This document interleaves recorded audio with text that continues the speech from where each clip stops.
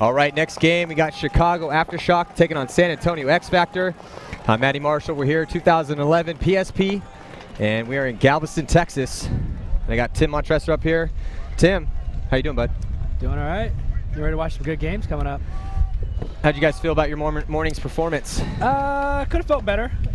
Could have felt better. We had a couple hiccups here and there, but we're still kind of getting used to each other. We had a couple drills practices coming to this event, but it's another one we can kind of simulate that tournament experience. Mm-hmm. So. And it's got to be interesting playing for. I think Impact's a great fit for you guys. You got a bunch of old Philly guys now in Impact.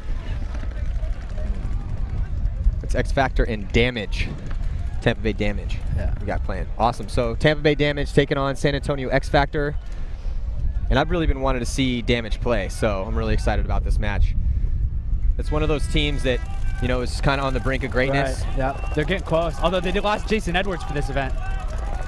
They lost him? Yeah, he just became a cop. Oh, wow. Yeah. So, X Factor loses 3. Yeah, X Factor loses 3 complete. Bloodbath off the break for them. Looks like it's a 2-on-3. I think that's Chad Foussier over there making a big move to the Dorito too.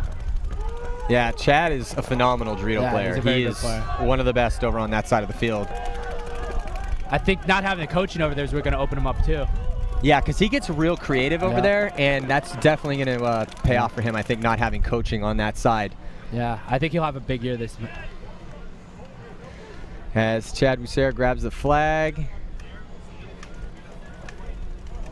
And it's also, I think that, this happened to you, I think, is that you were talented earlier on in your career, and then as you progress, you kind of really did become a really great player. Right. And I'm interested, and he's already great. Yeah, no, it should be a really big year for him, because he had a great year last year when Damage really started kind of coming to their own. Mm-hmm. And I think the format change is going to really help him a lot without that coaching over there. He makes a lot of big moves, and without someone telling him that he's going to be coming, I think he'll be able to make a lot of moves from that corner all the way up to that 50 on their side. And I totally agree. And I think every single person I've talked to likes that change. Right. Right. Yeah, it's weird because they used to have it like that, I think, in 03, like when you were on the Ironman. Yeah. 04, and then they had coaching over there of 05, and then now they just got rid of it. But I kind of like not having it. I'm not sure if it's like an experimental phase right now, if that's going to be a permanent move, but I hope it's permanent. I think it really lends more to the more pure aspects of the sport, and it will really allow the best players to really separate themselves from everybody else. I totally agree. Like you're saying, I mean, Chad gets so crazy on that side of the field that a lot of times really good moves that he has are kind of blown. I mean, he'll still trade with the guy, but a lot of times when you hear that, oh, he's coming, and that guy just comes out and they blaze each other, and instead I think guys like Chad will be able to really pull off some really cool moves. It's also interesting I've seen this year is that you're watching, like, Brandon Short used to be just a snake player, and he'd always kind of been frustrated with that, and he'd talk to me and be like, no, I want to play all over the field and this and that. I'm like, and I agree with him. I understand you wanting to do that, and I'm not saying you shouldn't, but imagine like the best shortstop in the league comes up and goes, hey, I want to play play outfield. Right. Yeah, we talked about that at lunch. We were talking. Short actually had a great first 2 games playing for the Ironman. He did. He was phenomenal. Really moving, which doesn't surprise me at all. Yeah, of course he's going to be good over on the Dorito side. It was just kind of, if you have a tool, you got to use it the right way. And even though I know he wanted to play over there, he was just so dominant for so long in that snake. It's kind of hard to take him out of there just because he didn't want to be there. Yeah, exactly. But now that he's evolved and he's a leader on that team, and he's been around for so long, that he kind of earned He gets a little say. Yeah, he gets a little say. And you're watching Damage break out on the snake side of the field, rolling his gun. He's trying to get it, make a move. There he goes, makes a move. X Factor makes it 5 up. It takes early. Oh, X Factor's in the Dorito too. Spread across 4 with the back bunkers there.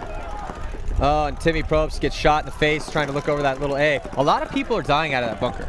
I think it's because I don't know if it's a new shape or what, but it's Chris kind of said an that. awkward shape. I thought that was kind of an interesting thing, is that you get so used to playing one type of bunker for so long that you get that body knowledge, and then with a unique shape, a different shape, even though it's not that different, that's a little tiny bit different. No, it is definitely different because it's shorter, and the way the angle is, you really got to kind of stay tighter than normal, and the fact that it's flat makes it a lot harder as well.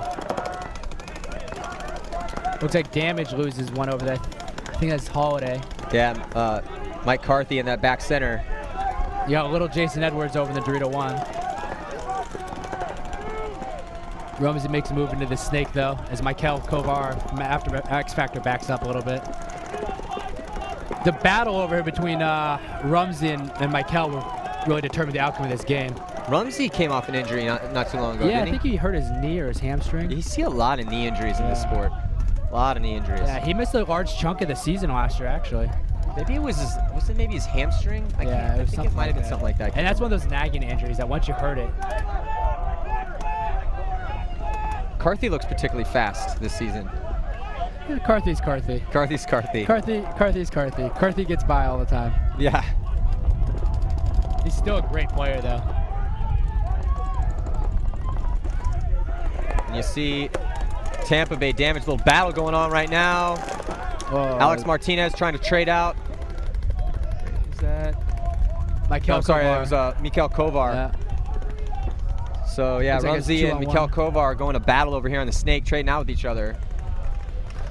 But Jason Edwards is all the way over in X Factor's side on the judo. A little mini A.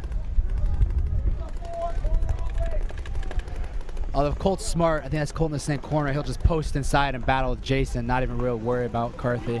Yeah. Here comes Carthy now, coming up on the snake hand side. Looking at, it's Carthy shooting at Colt Roberts in that back corner, and it's just Colt back there. So he's going to have to try to, dink one of these guys out and bring it to a one-on-one. And Colt's best option here is to really battle with that guy across field because that's his immediate threat. You have to force the guy. If you're playing 1-on-2, you as the one, even though it's a high-risk play, you have to do it. Right. Because just being alive at that point is high risk. So you have to force a battle. You want to force that gunfight, win that first gunfight, and then engage in that one-on-one. Exactly. You got to really hope everything kind of lines up there because if you sit there, eventually it's going to get bunkered or dinked out. Yeah, so, little Damage not having Jason's brother, or Jacob's brother, Jason, it hurts him actually a lot more than they might think. Well, Jason Edwards is, I would say, other than maybe you, is probably one of the most versatile players. Man, he's a great player. He had a lot to do with the success on the All-Americans and Damage last year. I remember that. That was kind of when he first really started to mature. Right. He lost a ton of weight, just became a physical specimen, and his game evolved into this creative clutch, his kind of ability to just play any spot and really hold it down. And he was essentially kind of an insert guy. Right. But man, he was just... And he was so consistent. You knew what you got from him every weekend, every tournament. You could always count on him. Yeah. He's like that it's like we always would say, it's really hard to win a title when you have guys that played a 10 one day and a 2 the other. Right. I'd rather have everyone play at a 7 or 8 all 100%. the time. You're going to win a title if you have guys playing like that. You may not have them doing the flashy stuff. Jason wasn't really the most flashy player, but he was one of the very most consistent players. Yeah, they think he might be able to make some of the tournaments this year, but once you're kind of out of that loop, it's hard to have someone just kind of come in and out as they're available to keep that flow of the team going. Yeah. So they have to make some decisions there. They brought Dave Baines, and I think Dave's a great player, but Jason would just kind of had evolved into that next level. Yeah, Dave Baines is a beast. Yeah. That's why they call him a beast. He is the beast. And his tank's like 8 feet long. Yeah. Well, it's interesting because he's a bigger version of an older version of Jason Edwards. Right. He's also very versatile, and he can play a lot of different spots. He's not as mobile as Jason was or is. But this field, I think, suits him quite well. I think you're right. He's got a lot of spots where he can go and just stay gun dominant. Like if I was a back center guy, I'd look at this film and be like, oh, sweet. Yeah. Look at this giant bunker I get to play behind off the break. Most definitely. And we got a short team. We don't have a lot of back center guys on Impact, so it kind of put us at a little bit of a disadvantage, I think. We don't have any of those gun dominant players like Dave. All right, let's see the breakout score, 2-0 right now in favor of Tampa Bay Damage. Digging hard off the break is X Factor, able to make their spots. Both teams are matched up in that tower there, which should shut off and move to that snake. Jacob Edwards on the Dorito side, and back just as corner. I say that, they miss him. X Factor making a huge move all the way down to Tampa Bay Damage snake. Look at Johnson. Wow, awesome spot with Johnson right here. He's just tearing everyone up from doing a great job here, as you see. Dominant on this snake side. Johnson's handling his business, chopping up Damage players. X Factor Dave trying really to hold him need this off in the point back too. center.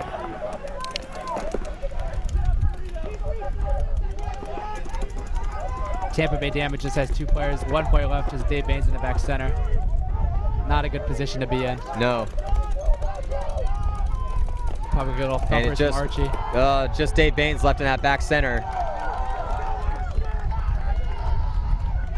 Although I think teams might not really want to write X Factor off right away because they got back some of the boys from before. Oh yeah, they're putting the band back together. Yeah, I remember talking to them last year, and they were just all about it, man. Yeah, they were really excited about the future because with X Factor, it's an interesting story. You have a group of guys that came up in their area. They started doing really well and ended up winning some events, became well known, and then they got picked apart. Yeah, and that happens all the time. Right. But as time goes on, and teams kind of weren't able to really keep the flying different guys in. Some teams could, some teams couldn't, or just maybe didn't even want to do that anymore. Now they're able to get a lot of their talented players. Like Archie was playing for Dynasty last year. They got him back. Yep. Then they got back both Odells. Yeah, brought back both Odells, who also like Dusty wasn't even playing for a while, and then Devin was playing with Dynasty and playing overseas, so they got them back. I thought Dixon. I heard that Dixon was coming back. I heard Dixon was coming back too. I didn't see him out there. I thought for a second Archie was Dixon. I'm like, got a little guy running around out there. Yeah, they got similar playing styles. But it's good to see them back together. They used to be a really good team. Back around 07, 08. Mm-hmm. They had a really solid run there for a while. All right, we got a replay. Let's check it out. All right, you're looking at that's Dave Baines' last Tampa Bay Damage player, and he's just basically doing all he can. And you see Archie cutting on the inside, just looking for the way the gun is shooting. He sees the gun switch over to the snake side, and then puts about 5 or 6 on his back. Gotta teach him a lesson. Yeah, like the nice small of your back too. You're right on the flank. Yeah, that's the worst. That's the worst spot to get hit. Right there behind the ears. Yeah, behind the ears is rough too. That'll ring your bell a little bit. Get that like. Yeah, those are the 2 spots you don't want to get angry. When you're the back center guy, you come off and where'd everybody go? Yeah. You always got to give one of those. That was the worst. I definitely caught my fair share of those over the years. I think you get the majority of your welts as the back center guy from that situation. Most definitely.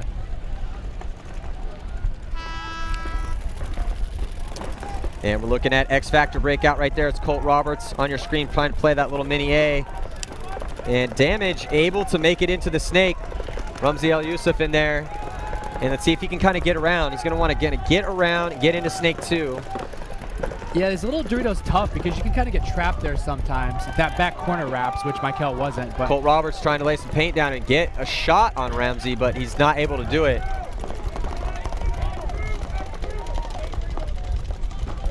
Kovar getting into the snake as well, or trying to get in the snake. He's getting checked out by the referee right now. It looks like he is clean.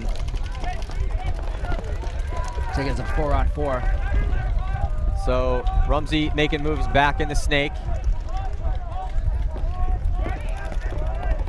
You can see there, it's a pretty interesting feel. That's actually a really good shot on your screen of the different angles that are available for the snake player to shoot at. There's a lot of options in there. Yeah, the problem is that it's tough to figure out. You have to listen to the din of the crowd and try to pick the voice out and get the shot in. And as a snake player, you don't want to move around too much, and it just kind of opens you up a little bit to kind of get dinked out on your pack or clipped on your loader. Yeah, because, and it looks like Al Yusuf gets hit out of the 50-yard line snake, so which should open it up because they have 2 bodies over here. Colt should be able to wrap around and try to get Kovar into the snake. It's up to Colt to work. There you go. There we go. Say Colt can help him get in. The inside route is definitely the way to go. Yeah. Now Michael should go all the way down though. Yeah, because no one's even okay. They're finally not sure who's back there for Damage. Can't tell either. I think that might be Brian. Timmy. Is that Brian maybe? And he's trying to get a shot down, and so Kovar is just going to want to be able to time this and wrap around and get past the 50. And this is always the proverbial question. Now, should Colt move up, or should he stay back there and try to lay some paint down in for this his buddy? situation, the way the field is, I think Colt should come to this can, because then he can hold off that corner and at least help protect Michael and work with Michael to get him up to that next spot. Because this is kind of Damage ideal situation. I think he heard you. There you go. He knows. He knows. He's been around enough. Close game, 2-1 right now. X Factor had a really good point that last one, and now things have kind of slowed down a little bit. They need a little pressure off the Dorito side, kind of help Michael out. It's just kind of tough right now to see who has the ball because there's a couple moves that could be made at this point. Well, I think what should happen is the back center. I'm not sure who that is. He could go to the temple. But he should come over and help out Brett Cohen and the Dorito and help get him down the field. Yeah. And he could go out to the back corner, yeah, or have Brett make him. Yeah, it's tough. But Brett can move up to that next A and maybe have him fill out. And there he's making a move up in the center. I think is that? Oh, Todd Morrow. I was forgetting about Todd. Todd's a baller, man. Yeah, he's a good player. He's just kind of a quiet guy. He's very quiet. He's a nice guy. Really nice guy. Yeah, he is a nice guy. He plays hype, though. Like, he's all about getting in the zone, man. I love listening to him talk about his games. Yeah. Oh, man, I was just in the zone, man. You know, like, it's so great. He's a funny kid. I spent a lot of time hanging out with him in Europe. Yeah, he's a great guy. Brett made a good move to that little mini A over there. And once he makes that next move to that 50, he can start putting some pressure on Brian and over into snake corner. It's interesting how slow this point is with how fast the other points were. Yeah, that's what we said. People make their spots and you get spread out on this field. There's going to be some grinding points. All the big zones with the field being a little bit longer now. And there goes Colt Roberts digging out to the back corner on the snake side. Mikhail Kovar trying to get shots. You can see this bird's eye view here. Mikhail Kovar, bottom left-hand side of your screen in the snake for X Factor. And the spread that he's looking at, there's Kovar right there. It's a little bit better angle as far as the tape is concerned. And you see that's the battle going on right now. He doesn't really have another place to go from here with the look he's currently on right now, because each back bunker, the main middle back bunkers, or I'm sorry, the middle back bunker in both back corners are taken.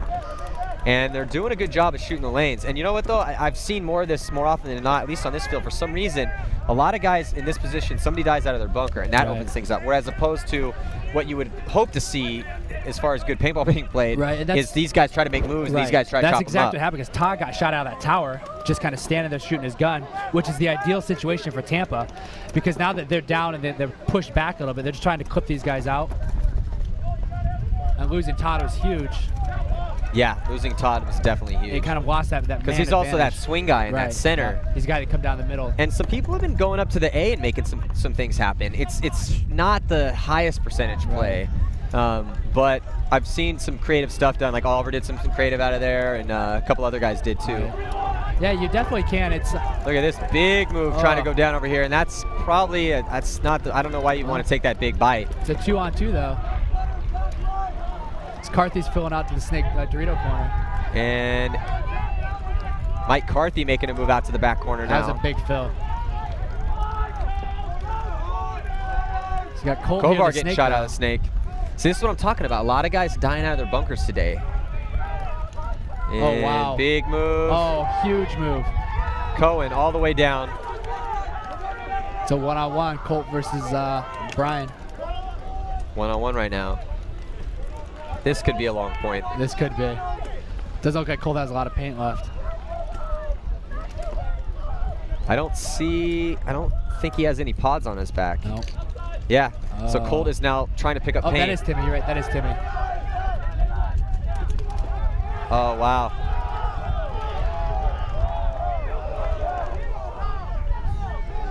Complete and utter chaos is happening on the field right now.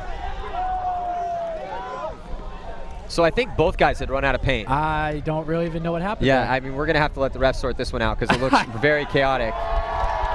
That was one of the more ridiculous one-on-ones I'd seen. That is probably one of the more crazy one-on-ones I think I've ever seen. I mean, Colt literally had to grab the flag out of Timmy's hand. Timmy did not want to give it up. Timmy's swearing he shot Colt. Yeah, he must but neither one of them looked like they had any paint left.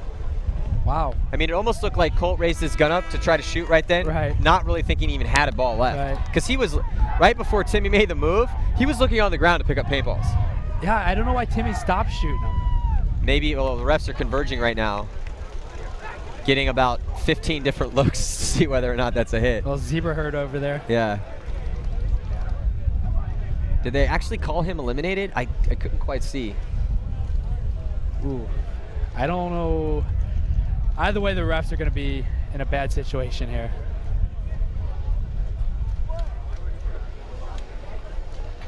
Ooh. So the refs are going to have a conference. And Colt right now is like, please let this go my way. It's a big point, man. Yeah, Goes 3-1 or point. tied up. And there's only 7 minutes. 7:46 left on the clock. I didn't see Timmy get hit until the end when Colt was standing behind him. Neither did I. I didn't see him, but I didn't really see. I didn't know if Colt got hit. I couldn't tell from this angle.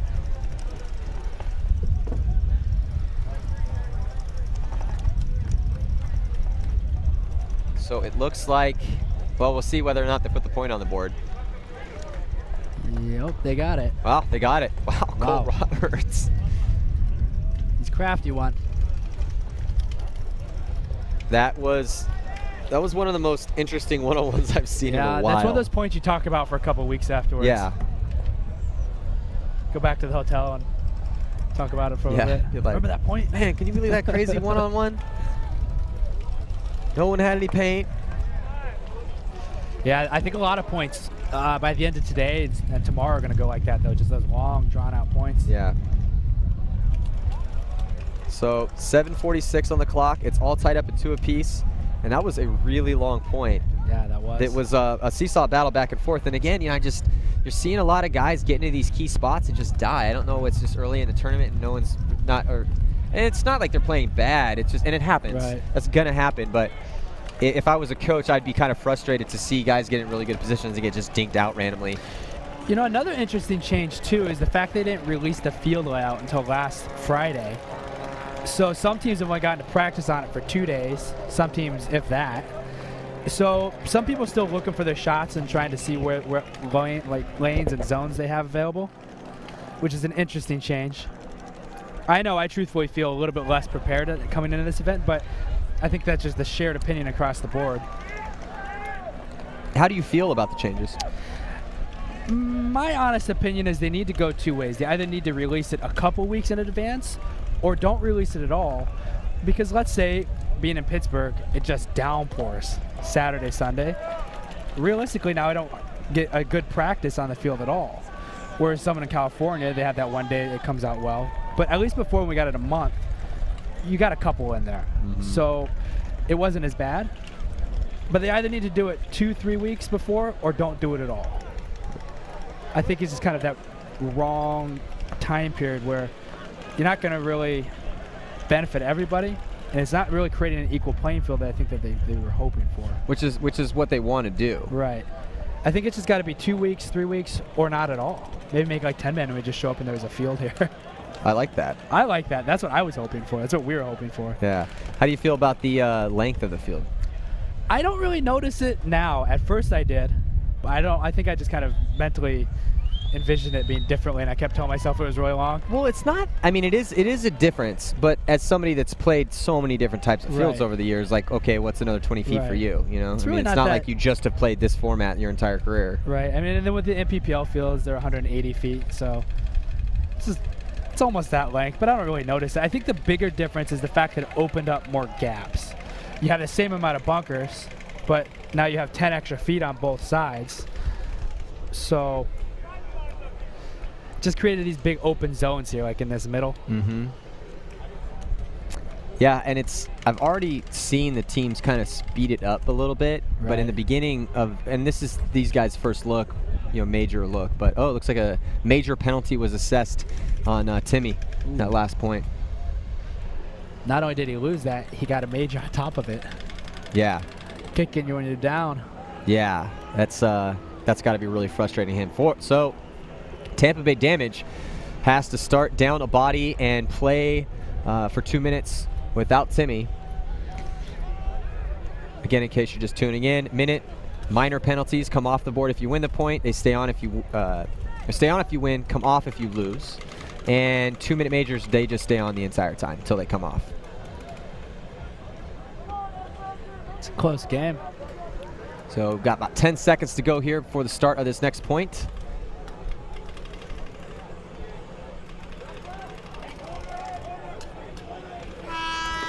Looking at Tampa Bay, or you're looking at the X Factor breakout right now. Tyler Harmon made a big move to the Dorito 1 over there, though. Spread the field for Tampa Bay. X Factor took a fairly conservative break. Yeah, they got a pretty conservative breakout, but then here goes a big move. Johnson all the way up into Snake 2 from the back corner. That's a pretty solid move. That's a hard move to make, too. Right, yeah, definitely. Right now, as soon as he gets there, he should be looking to go to the next spot. Not really sure what he's doing there. And they're still doubled up in that back center. Tampa Bay is still doubled up in the back center. Yeah, that's really a spot they don't want to be in. So's X Factor as well. X Factor in much better field position as they have a player in the snake. There's only one player for damage on the snake side of the field. Chad filled out to the Dorito corner behind Tyler, though. Leaves Dave in the back center by himself. Oh, Johnson gets shot out of his bunker here in the snake. And Archie's going to have to try to get in there now. Yeah, Archie needs to make a move over here because he can kind of contain Tyler over on that Dorito side for Tampa. On your screen, you're looking at the overhead view from the vantage point of X Factor. And you see there's Archie getting into the insert Dorito on the snake side of the field. Tampa just lost both guys as Dusty. They lost. Dusty makes move to the 50. Looked like a major penalty on golf. So that is just gonna see. That's when you're sitting there on a power play and then you get your own major penalty. That's when, as a coach, you just kind of throw your hands up. You're like, really, guys? And they had really? A good situation here because it was just the snake corner. Yeah, and it was Grayson Goff getting that major penalty, but they still look good. I mean, it's 2-on-1 right now, I think. It's a one-on-one, but Tampa's about to have a guy come yeah, out it of is the a box. one-on-one. So Archie Montemayor and not quite sure who's in the back corner for Tampa Bay Damage. Oh, and then Damage gets their player out of the box. So here comes Timmy coming out of the box. And Archie's in a real bad spot right now. Not a good spot. Terrible spot. To be honest with you, X Factor just gave that whole point away. They had it a 4-on-2. And then Archie gets or Grayson gets a major, and Dusty gets shot kind of sloppy over there on the Dorito side. Yeah. Well, and Archie's wearing Dixon's jersey. That might have been one of the reasons why we thought he was out there. Same build. Same build, same playing style. Yeah. X Factor gave that away. That was a tough point for him. Yeah, that is definitely a tough point to lose. He should have won that one. They look like they're in the driver's seat, and they started on that power play. Now they're going to be down a body and down a point. Close game, though. Yeah. With 5 minutes and 25 seconds left to play. I'm Matty Marshall up here with Tim, playing for Edmonton Impact. The Canadians. The Canadians, eh? All Canadians. Well, not anymore. It's a mix of, we got a lot of All-Americans on there, though. So. Yeah, I'm glad you guys all found a home kind of together now, because last season you're all kind of split up. That actually had a lot to do with all of our decisions. Ryan was there, and then Ryan called and he asked if I wanted to play, and then Johnny Thompson left Impact. So we were like, well, we're looking for a snake player, and called up Chad. He's like, well, if you guys are going, then I want to come. And then we got kind of decided we needed a coach this year, and Jay Trozen was sitting on the sideline, so we're like, we might as well bring him out too. That's great. Yeah, no, it's good. It is good. So, and they had a completely different playing style, and we had a different playing style, and we're kind of still working on finding that happy medium, but so far it's going pretty well. How did you guys feel about that game you played this morning against Chattanooga? Oh, boy. We practiced them yesterday. I don't know if that was a good idea, but we practiced them yesterday, and we felt good with a lot of our game plans. And today, things just didn't go as planned. We didn't shoot. I think maybe we shot one person the whole game off the break, which is pretty bad. Yeah. So out of, I don't know, the 10 points, we shot one person off the break. And then they really dominated us on the Dorito side for the first half, maybe more than that. First 70% of the game, they were just flying down the Dorito side. We couldn't contain them.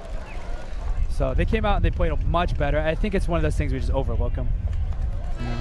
They played well, too. Wow, look at this really slow start for X Factor. In fact, they only have 3 bodies on the field. So they have a player in the box, but for some reason they did not put a 4th guy out, which is just completely inexcusable. Yeah, that's, really. You can't have that happen. No idea why that happened. As a professional team. But they shoot one.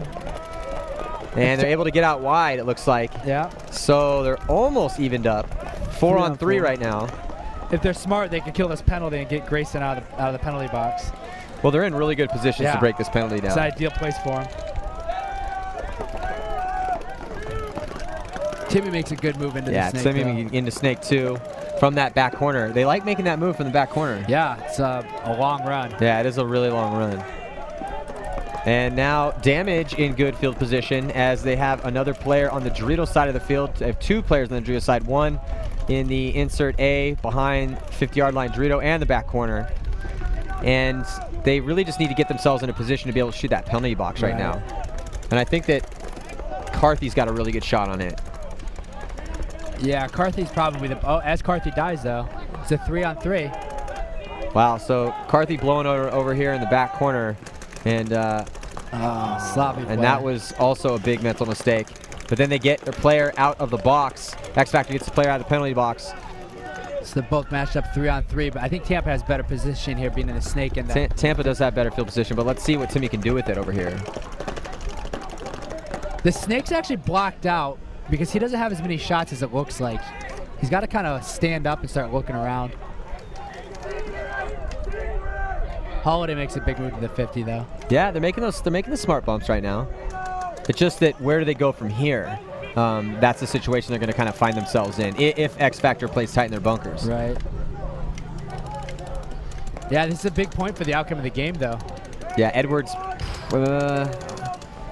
I mean, Edwards is going to have to choose what he's going to want to do from here. Okay, there we go. Timmy Probst is past the 50-yard line now.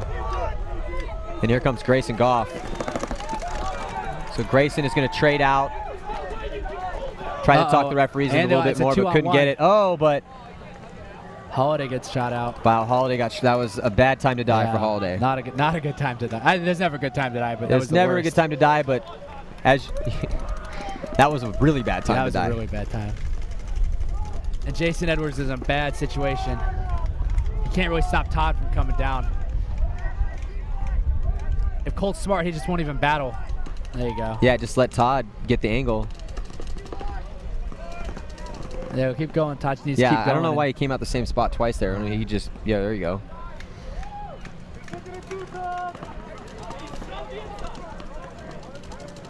Jason staying still balling in there. Jason and Jacob. I keep forgetting which one's which. Well, he's substantially smaller than Jason. I remember watching him play when he was 9 years old, and used to have to be 10 to play the MPPLs. And his dad would go up there and they'd be like, "Are you sure he's old enough?" He's like, "No, I got this fake birth certificate. It says he's old enough. They forged a birth certificate." No way. Yeah, I mean, he was literally came up to my waist. He used to play the MPPL as a 7-man. Wow. When he was 9 years old. And how old is he now? Well, let's see. That was 2004, so 16. Yeah. He's That's pretty impressive, man. Playing pro out here at the big boys at 16. And he holds his own. He's a solid player, and he follows his brother's footsteps. It's funny because he idolizes his brother. Just absolutely idolizes him. If you look at him, they usually wear the same beanies, have the same posture. Jason wears number 13. He wears 31. And Jason plays baseball. And Jacob plays baseball too. Jason was a really good high school baseball player. Jason or Jacob? Both of them. Both of them? Yeah. Jason was a really, really good player and actually probably could have played a little bit in college if you wanted to pursue it. And Jacob's following his footsteps as well. They have a good family supporting, though. Their parents used to come to all the tournaments, and they owned a paintball field for a while. Well, I'll tell you what, we got ourselves a game. It's all tied up at 3 apiece. Got 2 minutes and 3 seconds left to go in the match. And, I mean, I can't even call it at this point. It's all over the place. Yeah, I can't call it. Every time Tampa looks like they're making moves, they kind of get shot out of their spots, and it's not really that X Factor's making a lot of good moves. It's kind of that Tampa's making all the right moves, but then getting impatient when they get in there, which really hasn't been their forte. For a long time, they get up there and play patient. They had all those strange guys forever. Yeah. Well, I think it's interesting, though, because you have all these strange guys, and they were not known for aggressive play, no. But Tampa Bay Damage is known for their aggressive play. So there's been quite the switch. Of course, they have the most aggressive guys from Strange on the team. All right, here we go. This could be the last point. We'll see how long it goes. All right, breakout from both teams. And it looks like a solid breakout from both teams. Oh, no, looks like Archie gets shot for X Factor. And, looks like they lose another one as well. So X Factor down to 3 bodies. Looks like Dusty Odell getting shot. And Tampa Bay Damage in good field position over here on the Snake side of the field. Timmy's in a tight, or who's that? Tyler Harmon in that center cake. That tall cake's a tough spot. He's really trying to hold up that Dorito side, but I don't know how long you can do that for. Able to get up to the 50-yard line of the snake. As you see on your screen, he's almost gets shot cross field. Yeah, Dorito's got a really good lob shot in on him. Yeah. And there's actually sometimes a little crack in there. That bunker, when it deflates and comes up, opens you up, just get shot. A lot of guys that got shot through that actually today. And guys that they think they're in tight, but they just get plopped on the top of their head. So Brown shooting cross field and taking out, looks like Dusty or Devin Odell. I think that's Devin. Devin's thicker, so you tell him. He's a solid guy. Yeah. So with 1 minute and 6 seconds left, Tampa Bay Damage is going to go up 4-3 here. It's been a good match. Yeah, it's not leaving X Factor a lot of time to work with. Minute points on this field are kind of a rarity. Some fields, those minute points is common practice, but you can lock this field down, so puts X Factor at a huge disadvantage. Well, do you think they got enough to score a point here, 1 minute and 6? If I was a betting man, which I am, I probably wouldn't bet on X Factor right now, only because they're going to have to come hard, and Tampa Bay is going to be able to spread the field out and just lock it down. Yeah. And they got some solid guys to lock it down. Yeah, if it was a different field layout, I would say they got a chance. Right. Because they play aggressive. Right. And they can, I mean, X Factor is known to score really quick points. I mean, I've personally been on the opposite side of getting X Factor or ramming it down your throat. But it's like, with a situation like this field, man, I don't think they can do it. And you have this huge dead zone. Usually when you got a minute left, you usually have a guy or two run down the middle and try to chop someone off the break, maybe run through. But you have about 40, 50 feet of just nothing but that A in the middle. So even if you get up there, you don't have anywhere to go. So it's kind of hard to make one of those fast pushes. Yeah. I watched the Ironman, or I think Dynasty try it. Didn't work out so well for him. No, it didn't. And X Factor calls a timeout. I think it's a good timeout to call, because they seriously now they got to do what they're having the discussion that we're having. What should they do? What should we do? Where are we going to go? Again, it's not like they had 4 weeks to come up with some really sweet 1 minute game plan to execute. Usually I like to say that I would do this or I would do that, but if they asked me, I probably wouldn't tell them because I don't really know. What do you think, Tim? I don't know. That would be my game plan. Well, let's try to figure it out. What is the 1 minute play in this field? Well, I think that you can make that. I've seen a couple really good guys, like Brandon Short did it, running and gunning to the Dorito, and then he went around the Dorito and got into the A. Yep. Regardless, even if he gets shot, that's going to draw guns. So you can almost run a stunt maybe and make the snake off the break, and then on a delay send someone up in the center. But it really is kind of be dictated by how many guys you can shoot off the break, which is hard to do on this field. If they can shoot and maybe zone up, put 2-3 guns on the snake side, shoot someone going out deep snake side, or contain them and come up to the center tower, then X Factor can kind of contain them a little bit, hold them in. Hopefully they can get out wide and come down. Yeah. Because honestly, you can't really make a move. Even if you go to that center tower, it's really hard to get up to that center A. And even if you get to that A, you don't have another move from there. I've seen a couple guys, and I'm also thinking, okay, well, what if you edge out off the break in the back and shoot? I've seen a couple guys try that and get destroyed. Yeah, it's tough because it's a tough one. You're just standing out in the wide open, and everybody's looking at you. Yeah. That's why it didn't work for him. Yeah, some fields you kind of block people out here and there and edge out a little bit, but yeah, that's the game plan I would drop. Yeah. I like your move over there. Well, we'll see. They have to take ground somewhere to at least draw the guns off of somebody to get some spots. I have seen there's been a couple guys that have gone up to the A and lived off the break. Oh yeah, it's definitely possible. It's tough. It's I don't know, maybe 30-40% odds of getting up there. I know. Because you got a long run to go. Literally playing roulette at that point. Not playing craps, you're playing roulette. Not very good odds. I do think that Dorito, it's the highest percentage play off the break that I've seen that's aggressive. Right. That's really aggressive.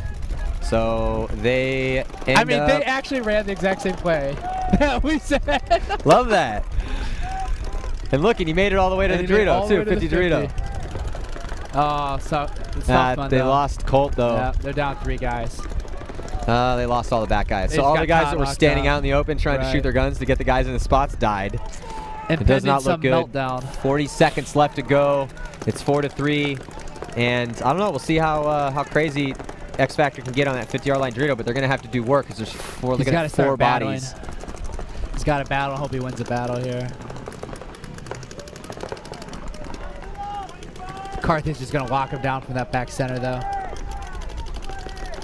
Oh. Made a move to their side, but I'm not really sure if he can shoot anybody from there. Yeah, it's going to be tough. I don't think they know he's there, though. Did they really blow the horn? That was not smart. You got to at least have your guys go in that situation and try. It's, 12 seconds. That's ridiculous. I think that might have been an inadvertent horn. There's no why. At least let your guys die with glory. Yeah, at least let him go down swinging. Especially that he's in a good spot over there. I mean, come on, man. I would have had a chance to get a couple. Yeah, you got to have, as a coach, you got to allow one of your guys to at least try to make a move and open something up. This is one of the lowest scoring games that we've seen so far. Yeah, and I think it's going to be a trend that you're going to see more and more, though. Not that they're boring to watch by any means. Yeah, it was a good game. Yeah, it's a really good game. It's just one of those more technical battles. I wonder, are they going to play this or are they just going to burn this off? Well, see, that's why I'm surprised they blew the horn, because I don't think they usually play anything under 15 seconds. They should just burn it off, because realistically, you're not scoring a point in 12 seconds. Now, there's been 12 seconds points scored before, but on this layout, unless by the grace of the paintball gods, 5 guys on the opposite side of the field all die off the break. There used to be a lot more when the fields were smaller and wide open, like in the old days when you had Bobby's guys shooting 50 balls a second. I remember. You'd see some of those 15 points, or 50-second points.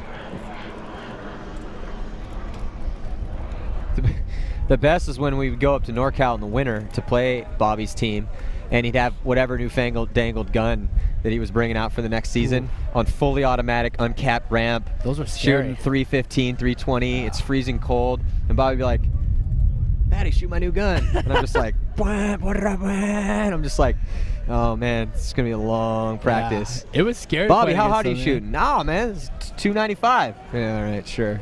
Those guys' guns were just ridiculous. Just a turret back there.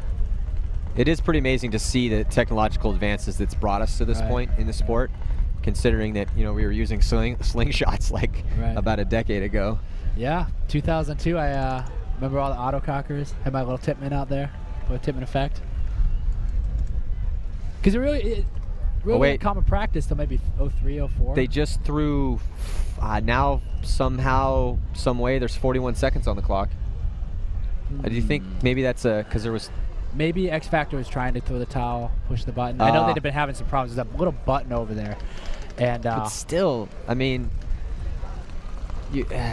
now you're down 2 points with 41 seconds. Yes, and you got a major penalty. Yeah, it's really not a smart coaching move, because you have to allow that one guy that's all the way on their side to at least try to make some offense. Maybe he runs down, shoots someone, they get a major penalty, you get the automatic point. But if you blow the horn, you don't give yourself those odds, and now you got to score 2 points in 40 seconds on a major.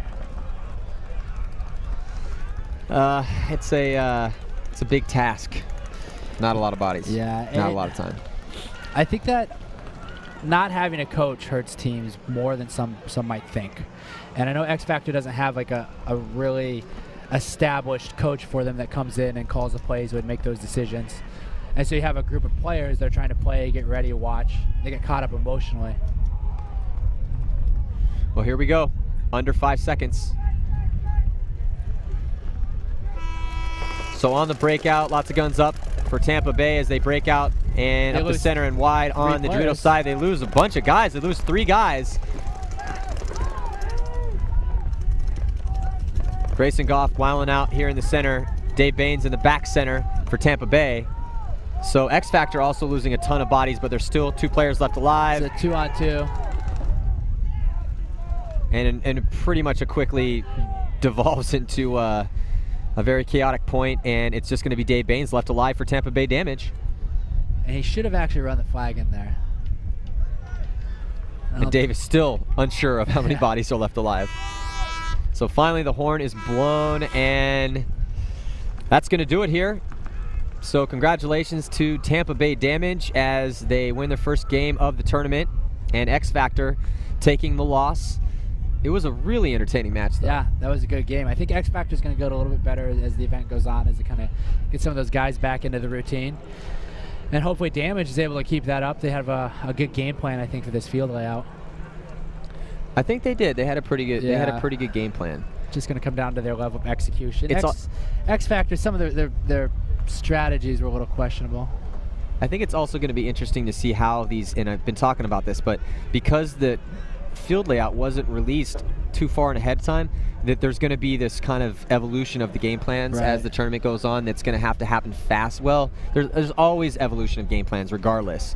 But because everyone's still kind of learning the field, I think it's going to be interesting to see what sort of stuff people are going to be able to come up with here in the next couple days, or today and tomorrow. Or it could just go the other way, where everybody just kind of finds one good game plan and just runs with it. If it's working. If it's working. I mean, that's how I am. That's why I don't coach. But all right, so that's going to do it. We got more paintball coming at you here the first day of the 2011 Galveston, Texas PSP. I'm Matty Marshall. We got Tim Montresor, and we'll be back at you in just a few.